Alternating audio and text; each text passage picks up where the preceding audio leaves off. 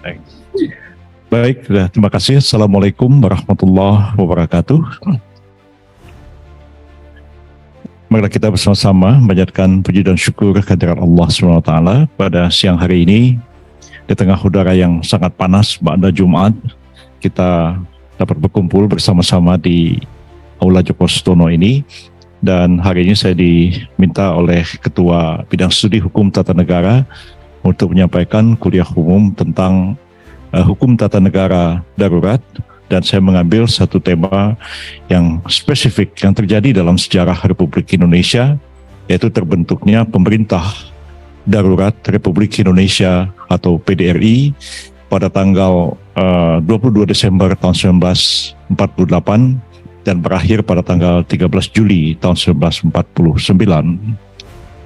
Ketika akan memberikan mata kuliah ini, saya teringat ketika saya menjadi ketua jurusan HTN kira-kira tahun 1984 di kampus Depok ini, saya mengajak Jenderal Dr. Abdul Haris Nasution untuk menjadi dosen tamu di Fakultas Hukum kita ini, dan beliau diserahi tugas untuk mengajar mata kuliah Sejarah Ketatanegaraan Republik Indonesia.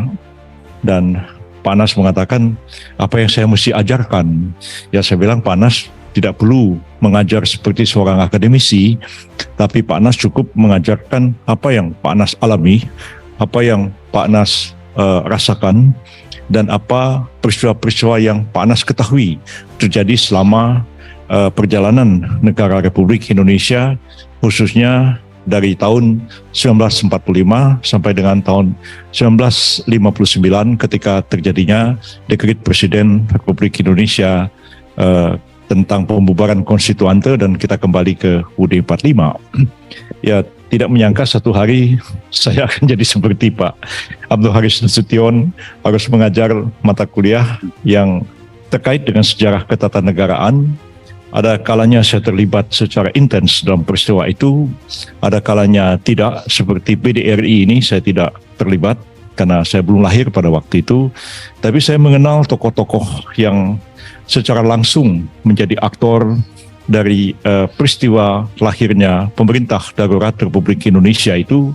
Antara lain adalah Bapak almarhum Dr. Muhammad Hatta, Wakil Presiden kita pada waktu itu, dan Ketua PDRI Mr. Syafruddin Prawira Negara.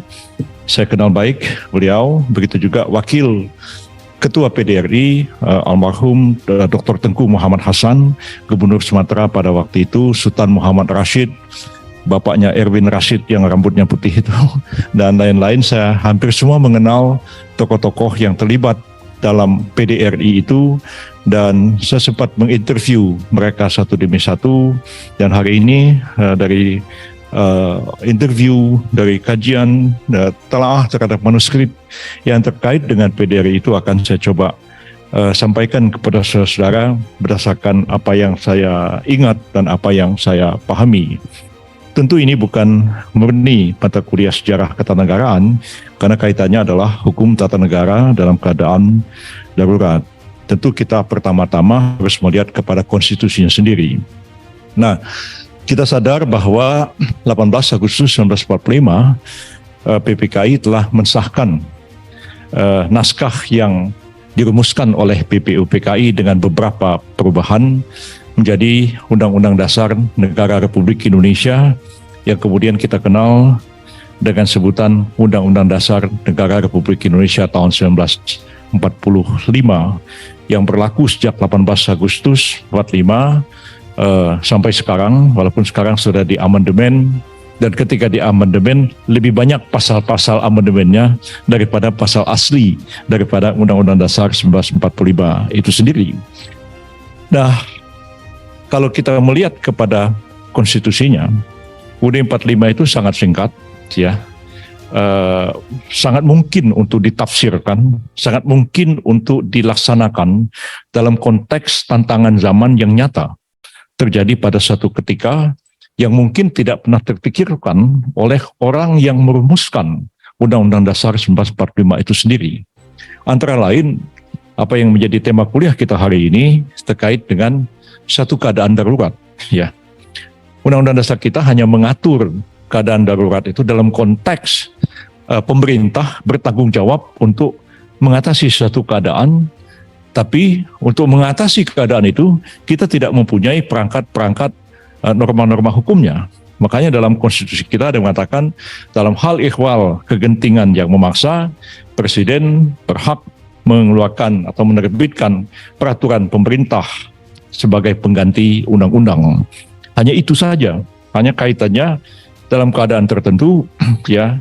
Ketika kita dihadapkan kepada satu masalah, tapi kita memerlukan satu perangkat undang-undang, perangkat undang-undangnya tidak ada, maka pemerintah berwenang untuk menerbitkan Perpu sebagai pengganti undang-undang. Dan saya pernah menerapkan itu ya dalam menghadapi situasi yang sangat kritis ketika pada tanggal 2 Oktober tahun 2002 tiba-tiba terjadi peledakan bom yang sangat dahsyat di Bali dengan korban berjatuhan ratusan orang. Ya, saya datang ke Bali 4 jam sesudah bom itu meledak. Kepala orang ada di atap rumah, ada tangan orang nyangkut di dahan pohon, mayat bergelimpangan. Kita bingung pada waktu itu, dunia internasional mempertanyakan, mampu nggak Indonesia mengatasi ini? Karena kita menjadi sorotan luar biasa ya, ketika terjadi bom Bali itu 224 orang mati, ya sekian ratus orang luka-luka, dan yang mati itu sebagian besar adalah warga negara asing, maka kita menjadi sorotan. Nah, kita rapat di Bali, ya semua mengatakan, Pak Yusril, Anda Menteri Kehakiman, coba Anda pikirkan bagaimana kita mengatasi ini. So kita hanya punya undang-undang tentang bahan peledak, undang-undang darurat tahun 1954. Kita hanya mempunyai KUHP yang mengatur kejahatan konvensional. Ya, terorisme itu berbeda dengan kejahatan konvensional. Sebab terorisme itu ada motif politiknya, ada ideologi di belakangnya, tapi target yang terbunuh itu undiscriminate. Ya, kalau saya teroris, saya pasang bom di supermarket, meledak, saya pulang ke rumah, tunggu-tunggu kok istri sama anak saya kok nggak pulang-pulang. Nah, rupanya anak dan istri saya sendiri jadi korban ledakan bom itu. Nah, jadi dia beda dengan pembunuhan konvensional. Pembunuhan konvensional itu ada target. Saya mau membunuh Pak Petra, saya membunuh beliau, jelas. Tapi terorisme itu nggak ada targetnya siapa. Yang penting terbunuh dan target politik tercapai. Hanya dalam waktu 5 hari pada waktu itu saya membuat Perpu, ya terjadilah 2 Perpu. Perpu tentang pemberantasan terorisme nomor 1 tahun 2002 dan Perpu pemberlakuan surut selama 12 hari. Berlaku retroaktif dan itu menjadi debat kemudian di Mahkamah Konstitusi, bisakah satu ketentuan pidana itu diberlakukan secara retroaktif. Di dalam Al-Quran dikatakan sesungguhnya Allah tidak akan menghukum sesuatu kaum sebelum dia mengutus seorang rasul kepada mereka untuk menjelaskan mana yang benar, mana yang salah. Jadi kalau tidak pernah diutus Nabi menjelaskan mana benar, mana salah, orang di akhirat nanti diadili, oh kamu masuk neraka. Tentu mereka komplain. Kenapa saya dimasukin neraka? Kamu nggak pernah ngasih tahu mana yang benar, mana yang salah. Nah, itulah ayat Al-Quran itu yang menjadi dasar dalam hukum pidana yang kita belajar di sini, asas nullum delictum. Ya, tidak ada satu perbuatan dapat dipidana kecuali undang-undang mengatakan demikian sebelum perbuatan itu dilakukan. Dasarnya sebenarnya ada di dalam hukum Islam dan juga ada di dalam hukum Romawi. Nah, tapi kita melihat ada konvensi Roma dan lain-lain begitu ya, bahwa kejahatan yang dikategorikan sebagai crimes against humanity, kejahatan kemanusiaan, ya, seperti genocide, war crime, ya, kejahatan perang, ethnic cleansing seperti yang terjadi di Rwanda, ya, dan terjadi di Yugoslavia, ya, itu sampai dibentuk International Tribunal for Former Yugoslavia atau International Tribunal for Rwanda. Jadi dia berlaku retroaktif seperti pengadilan Nuremberg dan pengadilan Tokyo mengadili penjahat-penjahat perang pada waktu itu. Tapi keputusan saya itu memberlakukan retroaktif ke belakang dibatalkan oleh Mahkamah Konstitusi, ketuanya Pak Jimli, teman kita di Fakultas Hukum kita ini juga. Jadi itulah suka dukanya. Tapi Imam Samudra dan lain-lain itu sudah ditangkap dan sudah dihukum mati. Ya, barulah Pak Jumli membatalkan itu, tapi putusan MK pun berlaku prospektif.